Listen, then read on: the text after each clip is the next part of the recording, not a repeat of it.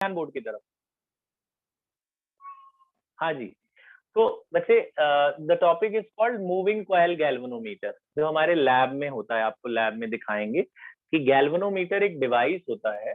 Galvanometer की अलग अलग वैरायटी होती है, जैसे इसमें एक वैरायटी है ये मूविंग कॉइल गैल्वेनोमीटर। तो galvanometer is a device which is used to detect current in a circuit। अब आपसे वाइवा में कुछ बातें पूछते हैं, मैं आपको जल्दी से ऐसे क्विकली रिव्यू दे दूं, बाद में हम ढंग से करेंगे कि what is difference between galvanometer and ammeter. Galvanometer और एम मीटर में क्या फर्क है? छोटी क्लास में 10th में हमें एम मीटर पढ़ाया जाता है। एम मीटर क्या होता है? तो एम मीटर एक डिवाइस होता है जो करंट को मेजर करता है।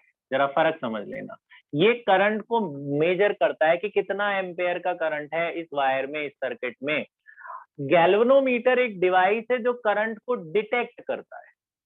जैसे वो इलेक्ट्रिशियन नहीं आते, एक टेस्टर सा लेके आते हैं, वो लगाते हैं, बल्ब जल जाता है तो पता चल जाता है जी करंट है नहीं है उसमें, है ना। तो गैल्वेनोमीटर का इतना ही काम है, बस बस चेक करता है यहाँ करंट है या नहीं, मेजर नहीं करता, ठीक है ना। तो galvanometer detects the current in a circuit and ammeter measures the accurate amount of current in a circuit. Galvanometer भी कुछ हद तक कर सकता है, लेकिन it only detects the circuit, detects the current in a particular circuit. तो पहली लाइन आपने यही लिखनी है कि it is a device which detects the current in a circuit। फिर इसका प्रिंसिपल, गैल्वेनोमीटर का principle, it works on the principle that whenever a current carrying coil is placed in a magnetic field, it experiences some torque on it।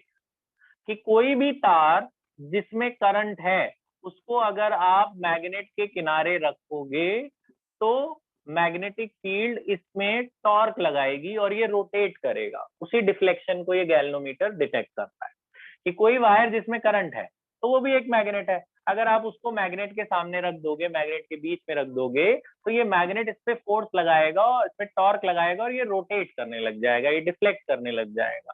तो ये इसका principal है कि कभी भी करंट कैरिंग कॉइल को आप मैग्नेटिक फील्ड में रखोगे तो वो उसको डिफ्लेक्ट करेगा, वो उसमें फोर्स लगाएगा, वो उसको रोटेट कराएगा।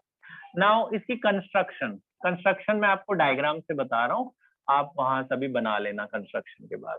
तो कंस्ट्रक्शन क्या है कि the moving coil galvanometer consist of a soft iron core.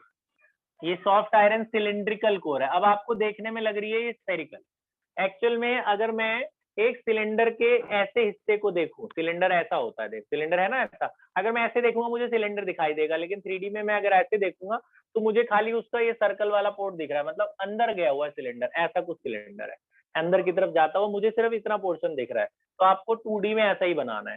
तो this is a cylindrical core, ये अंदर की तरफ सिलेंड्रिकल कोर है, which has which has insulated copper wire।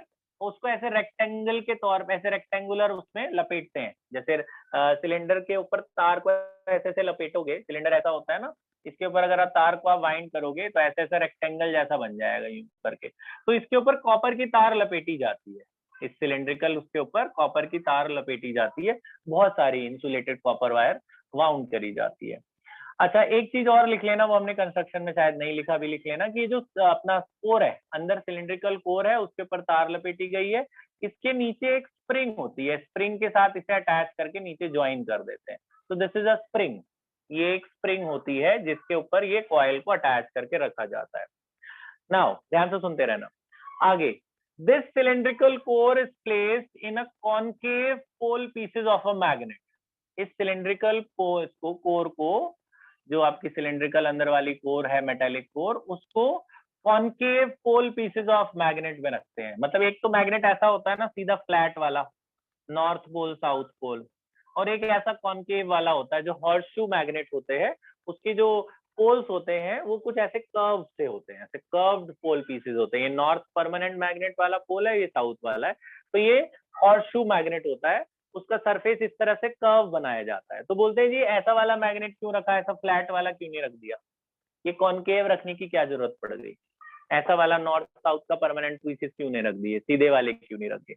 So the need of this concave pole या horseshoe magnet is to provide radial magnetic field. देखो magnetic field north से south जाती है, तो नॉर्थ से मैग्नेटिक फील्ड लाइन जो निकलेगी वो सेंटर की तरफ जाएगी, ऐसे सेंटर की तरफ जाएगी इस तरह से, तो this is called radial magnetic field. सारी की सारी मैग्नेटिक फील्ड सेंटर की तरफ लगती है।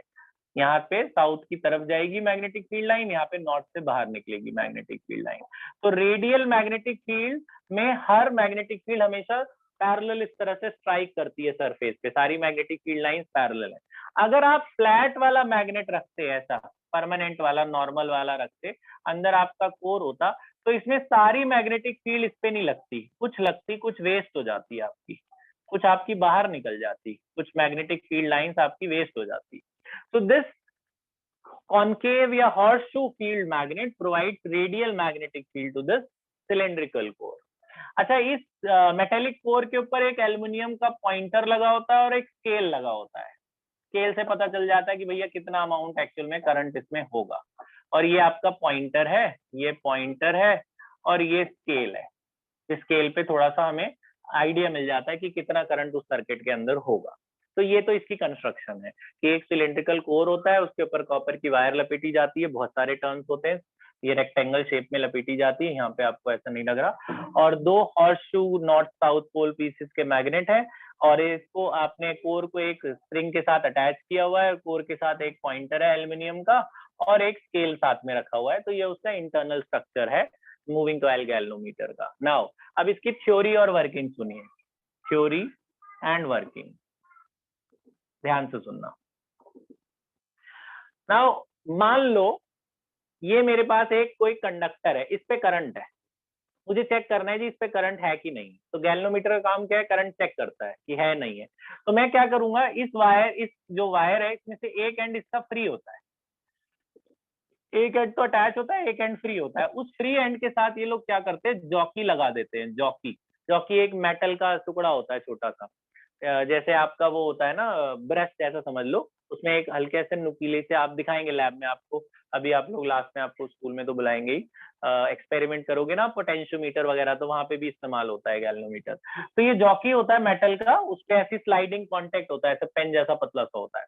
तो जैसे मुझे पता करना है जी ये वाली वायर में करंट है कि नहीं, तो ये जॉकी को ले जाएंगे, इस पे टच कराएंगे, तो अगर इस पे करंट होगा तो ये करंट इनडायरेक्टली इसके अंदर जाएगा।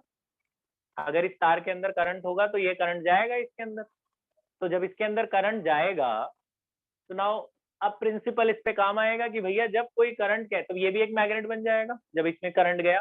तो when a current carrying coil is placed in a magnetic field, this magnetic field provide torque to this coil and it starts rotating. अगर इसके अंदर करंट होगा तो ये करंट इसके अंदर जाएगा, तो ये इस पे टॉर्क लगेगा मैग्नेटिक फील्ड की वजह से, और ये घूमने लग जाएगा, इसमें टॉर्क लगेगा और ये रोटेट करने लग जाएगा। जब आप वर्किंग लिखेंगे थ्योरी, तो यहाँ पे 3-4 लाइन में लिए छोड़ देना, वो हमें लिख पाऊंगा। अच्छा, जब ये रोटेट करने लग जाएगा तो इसमें टॉर्क लगेगा, इसमें मैक्सिमम टॉर्क लगता है। मैग्नेटिक फील्ड इस तरह से बनाई जाती है कि ज्यादा से ज्यादा टॉर्क लगे। देखो ये नॉर्मली पड़ रही है ना इस तरह सरफेस के साथ, तो the maximum torque, maximum magnetic torque जो लगता है, हमने कल डिराइव किया था टॉर्क का फॉर्मूला लास्ट क्लास में। टॉर्क का फॉर्मूला आपको याद होगा, बीना साइन थीटा। तो मैक्सिमम लगता है, इसलिए साइन तो 90 डिग्री ले लेंगे, वैसे भी देखो इसके साथ नॉर्मल बना रहा है। तो the maximum magnetic torque is BINA. इसमें जो टॉर्क लगता है वो कितना लगता है, BINA। बी क्या है, मैग्नेटिक फील्ड, आई जो करंट था सर्किट के अंदर, एन ये जो number of turns of coil है, ए इसका एरिया, वो सारी मैं यहाँ पे लिखवा दूंगा। तो टॉर्क इसमें लगेगा बीना, इसको छोड़ देते हैं।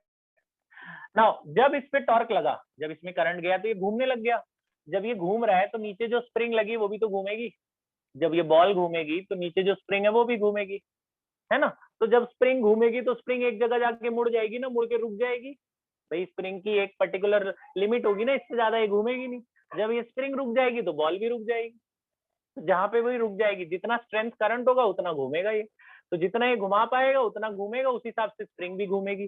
तो स्प्रिंग के अंदर भी एक टॉर्क प्रोड्यूस होगा जब ये रोटेट करेगा। फिर आप यहाँ 2 लाइनें और छोड़ना, मैं अभी लिखवाऊंगा यहाँ पे। तो जब मैग्नेट ये घूमेगा, रोटेट करेगा, तो नीचे वाली स्प्रिंग भी घूमेगी, तो स्प्रिंग के अंदर भी एक टॉर्क लगेगा। तो that torque is called restoring torque, restoring torque in the spring. Spring के अंदर भी एक रेस्टोरिंग टॉर्क लगेगा, उसका फॉर्मूला होता है बच्चे याद रखना K फाई। स्प्रिंग के अंदर जो टॉर्क होता है उसका फॉर्मूला होता है K फाई, ये 11th से लिया गया है formula, where this K is called spring constant.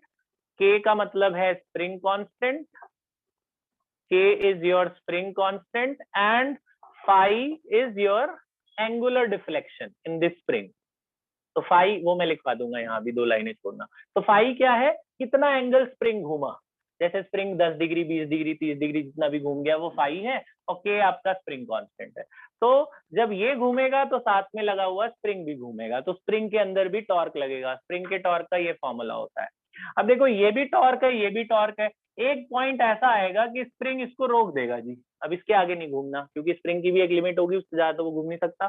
तो उसे कहते हैं इक्विलिब्रियम पोजीशन। जब स्प्रिंग ने ऊपर वाले कोर को रोक दिया तो तब magnetic torque becomes equals to restoring torque, यानी जब रुक जाएंगे तो ये भी टॉर्क है वो भी टॉर्क है, तो बराबर हो जाएगा। तो जो बीना है वो बराबर हो जाएगा जी के फाई के। तो जब एक पॉइंट पे वो उसको रोक देगा तो मैग्नेटिक टॉर्क बैलेंसेस या restoring torque balances the magnetic torque. तो रेस्टोरिंग टॉर्क मैग्नेटिक टॉर्क को बैलेंस कर लेगा कि उसके पॉइंट्स के बाद वो आगे मूव नहीं करेगा, उसके बाद वो सेम रहेगा। तो इन दैट केस ये भी टॉर्क है वो भी टॉर्क है, तो यानी बीना बराबर हो जाए के फाई के, है ना, इनके एलएचएस इक्वल है तो आरएचएस इक्वेट कर देंगे। तो यहाँ से आई निकाल लो, आई की वैल्यू कितनी आई, के अपॉन ये नीचे चला गया सारा एनबीए, एनबीए नीचे चला गया, यहाँ पे बचा फाई, तो आई की वैल्यू आई के अपॉन एनबीए फाई। ये जो के है वो कांस्टेंट है, नंबर ऑफ टर्न्स भी कांस्टेंट है, मैग्नेटिक फील्ड भी फिक्स है, एरिया भी फिक्स है। तो ये सारा जो कांस्टेंट टर्म है इसको ये लोग जी से डिनोट करते हैं। तो ऑल दी कांस्टेंट टर्म यानी K by NBA is denoted by G. G का मतलब है गैल्वेनोमीटर कांस्टेंट, गैल्वेनोमीटर कांस्टेंट है, ये गैल्वेनोमीटर का कांस्टेंट है के अपॉन एनबीए। तो ये जो के अपॉन एनबीए है इसको ये लोग जी लिख देते हैं गैल्वेनोमीटर। तो आप जो यहाँ बस लास्ट लाइन है, इसके बाद हुआ क्या, ये उसके बाद ये हमें पता चला कि जो फाई है यानी कितना डिफ्लेक्ट कर रहा है ये बॉल या core, that depends on the current, कि the angular deflection is directly proportional to the amount of current. जितना करंट जाएगा उतना ये घूमेगा। तो लास्ट में आप ये लिख दोगे कि therefore angular deflection is directly proportional या is dependent on the current, the strength of current. कितना करंट जाएगा उतना डिफ्लेक्ट करेगा, ज्यादा करंट होगा ज्यादा घूमेगा, कम करंट होगा कम घूमेगा, जितना घूमेगा उस हिसाब से बता देगा भैया कि इसमें ज्यादा करंट है कम करंट है। तो this is the theory and working of this moving galvanometer. तो इसकी डेरिवेशन इतनी सी है, छोटी सी डेरिवेशन एक बार जल्दी से बता दूं मैं। यहाँ पे कॉइल में यहाँ से एक एंड को लेके जाते हैं और जिस पे भी चेक करना होता है उस पे टच कराते हैं। अगर करंट होगा तब तो इसमें जाएगा, तब ये घूमेगा, नहीं होगा करंट तो ये घूमेगा ही नहीं। तो यहाँ से जब ये जाएगा तो इसमें अगर करंट आएगा तो इसमें टॉर्क लगेगा और ये रोटेट करेगा। तो टॉर्क कितना लगेगा, बीना, मैक्सिमम टॉर्क। जब ये रोटेट करेगा साथ में स्प्रिंग भी घूमेगी। स्प्रिंग के अंदर टॉर्क का क्या फॉर्मूला, के फाई। तो what is K, spring constant, और what is phi, angular deflection in this spring. तो एक पॉइंट पे रुक जाएंगे, स्प्रिंग रोक देगी इसको, तो मैग्नेटिक टॉर्क और रेस्टोरिंग टॉर्क बराबर हो गए। तो यहाँ से आई निकाल लिया के बाय एनबीए और इनटू फाई। तो this is called galvanometer constant. तो ये हमारा आ गया I is equal to G phi. तो इससे हमें पता चला कि जो फाई है वो आई पे डिपेंडेंट है, जितना करंट उतना डिफ्लेक्शन, कम करंट कम डिफ्लेक्शन, ज्यादा करंट ज्यादा deflection. So this is the theory and working of moving coil galvanometer. ठीक है।